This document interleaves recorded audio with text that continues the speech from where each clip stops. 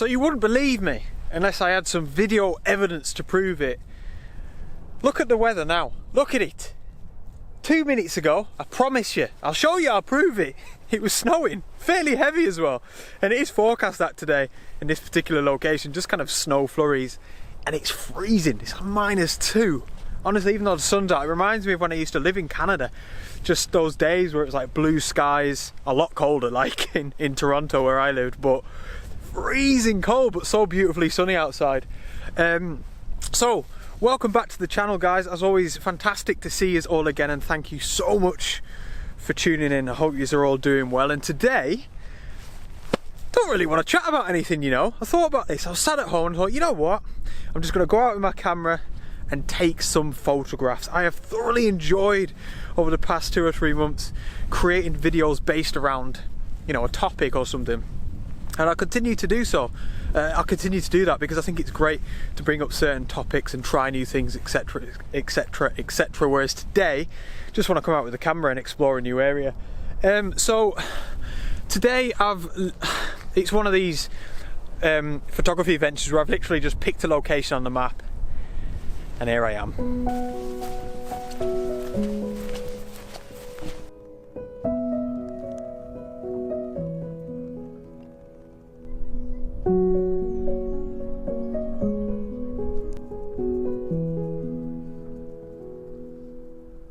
So you can probably see just behind me here, there's a lot of these, like little channels, little rivers leading out into the estuary or into Morecambe Bay here, and they're really nice. Definitely something that I can work with the camera this evening. I'm out for the sunset properly.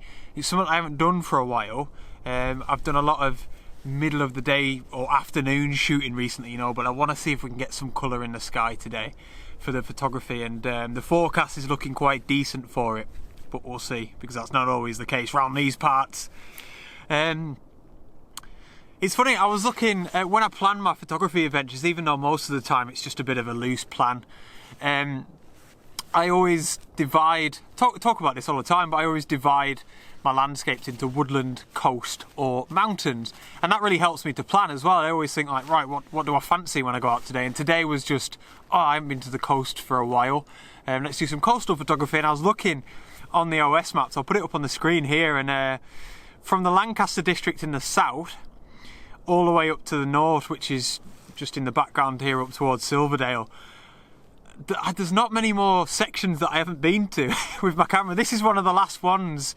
For anybody that knows the area, I'm kind of in between Hestbank and Carnforth today, so running out of coast in Lancaster, but so be it. I don't mind returning to the same places. That's something else that I'm really enjoying at the minute. But yeah, stunning location. Fingers crossed for the sunset. But I'm gonna scour around a little bit now. Maybe use these channels, I'm not 100% sure, but hopefully try and get photograph number 1 in the bag. And of course, like always, I'll talk you through it. Let's crack on. Alright, so as seems to be happening so much recently, I have literally come about 20 seconds. When I last spoke to you, I was just down there next to that channel, perched. And look at this, I won't say anything, and I won't talk for about 3 seconds. I know that's not like me, but have a look at that scene. What do you think has attracted me to that scene? It's the S-curve. It's the S-curve, if you didn't get it. There's no way that I can walk past this without grabbing a shot. That is just glorious and made for a photograph. Look at this beautiful sweep. It comes from the left hand side, or I'm going to make it come from the left hand side of the frame, and then it bends back round over to the right, back to the left, and then off. See how the top of the letter S, imagine the letter S, the top of the letter S finishes almost at the horizon. We've got a nice interesting background looking back towards the lakes and across Morecambe Bay.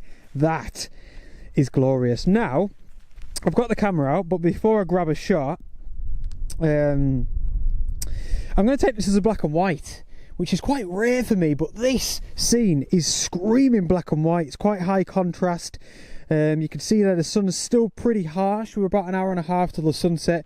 Bright highlights, dark shadows down in this channel here. So although it is fairly unorthodox for my type of shooting, it just feels right. you know, in this scene. It feels really, really right.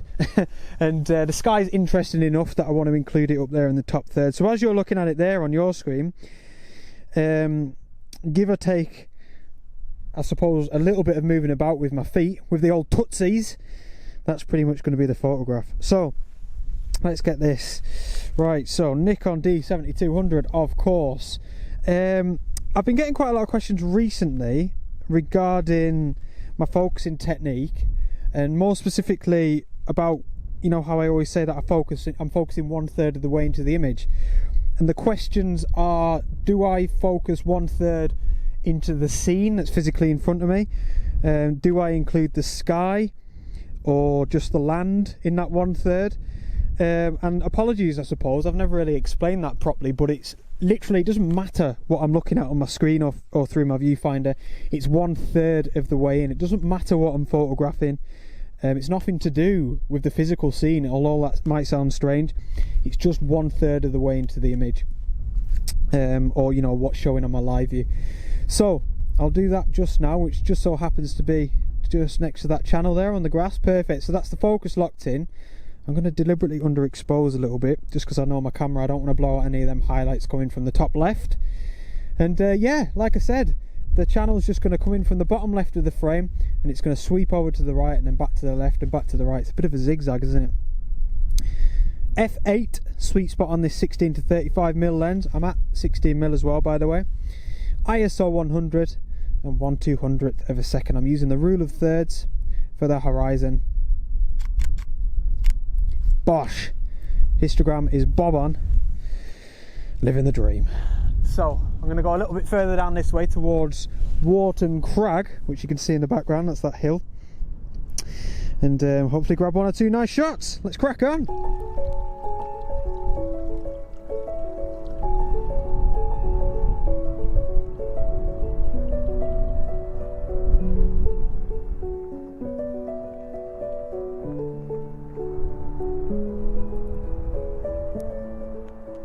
So I'm just going to grab a quick shot here as I'm en route.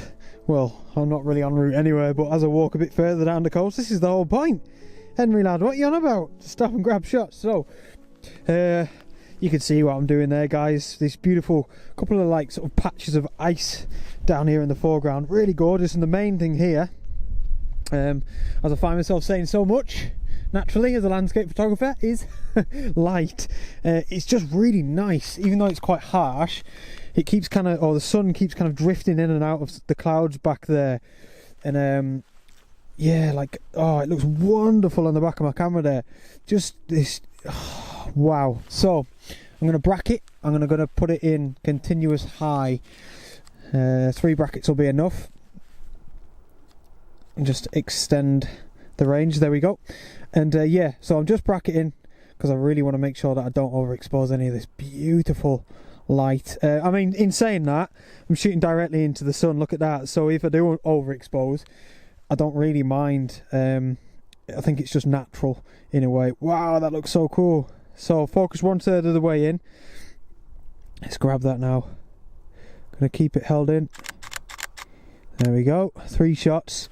I'll just double check them. Oh, that's gorgeous. Yeah, so let's have a look.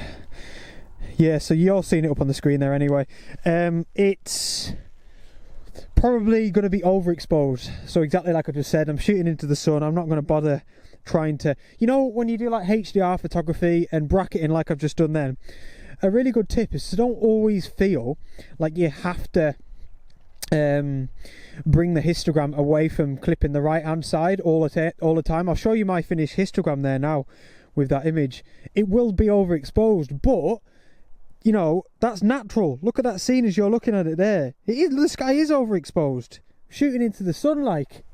So yeah, don't get too obsessed. That's when you can get that, you know, that sort of like sickly HDR effect where the shadows are perfect, the highlights are perfect, and the histogram's right in the middle, which is fine if you're into that thing, but that's not for me. I want it a bit more natural looking. Right, oh, look at the light across there. That is stunning. This is turning out to a class little evening. Whew. Look at that. The light back towards Morecambe, like where I live, is absolutely phenomenal. Like epic. You know when the light is just absolutely epic. So what I'm trying to say is I really need to keep my eye on that. As far as the photography goes, I think that's going to be my best chance of getting a really good shot this evening. It looks like it's raining or maybe even snowing back there, and oh, you know, when the rays of light just shine through the clouds and the light that it is spraying all over Morecambe Bay back there, that is epic. So fingers crossed we can find some really nice foreground interest, and we could be onto a cracking sunset. Although I'd say actually now I need to get a bit of a wobble on, because now that is looking amazing. If I can get my way across these channels, it's always like a proper zigzag I find around these spots, because I mean, well, look at it, there's not really a path. I've just got to jump over all these little channels and it's super muddy. That's what it's all about around here. So yeah, I'm going that way, but I really need to keep my I need to keep literally looking over my shoulder every now and again, because that is spectacular.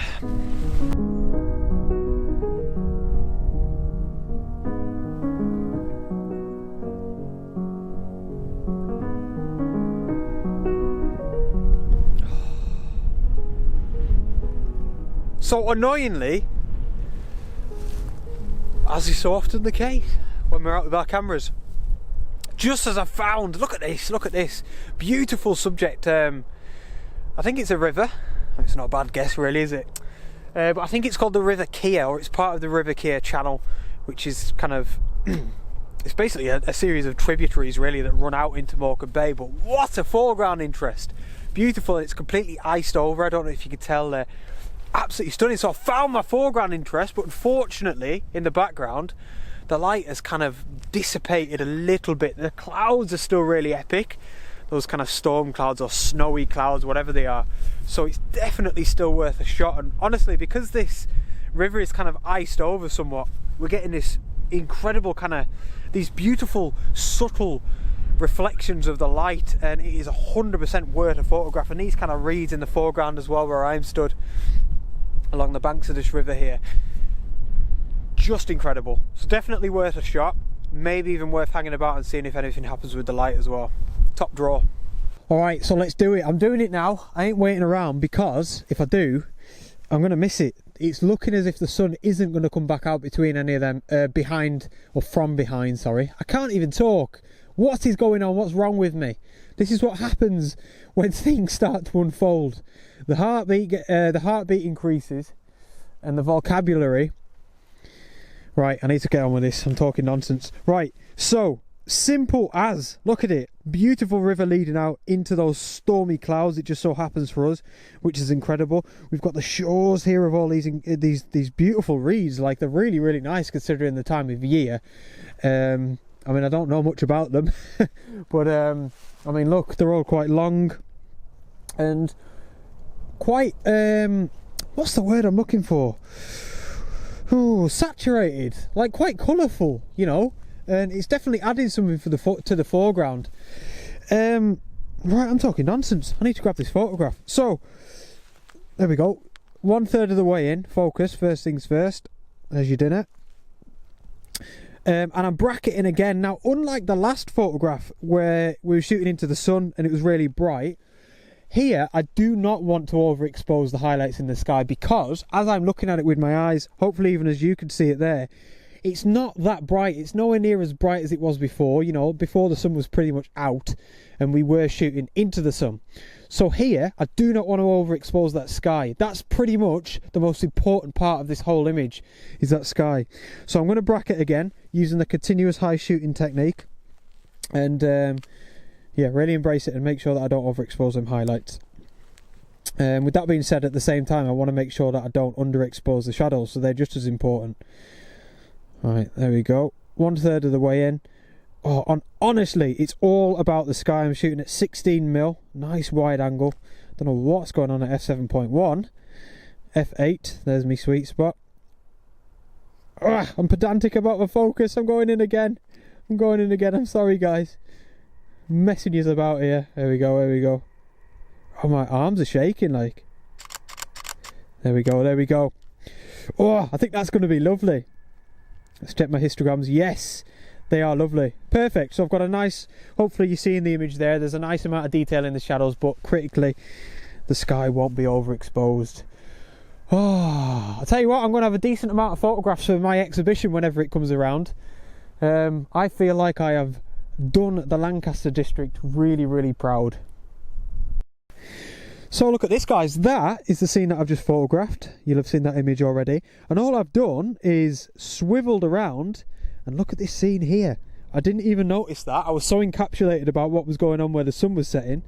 Look at this. And as well, that little hill that you can see there as well is Wharton Crag. And I said earlier on in the video, I'm sure that I wanted to come and maybe get a photograph of him and have him in the background somewhere. So, success.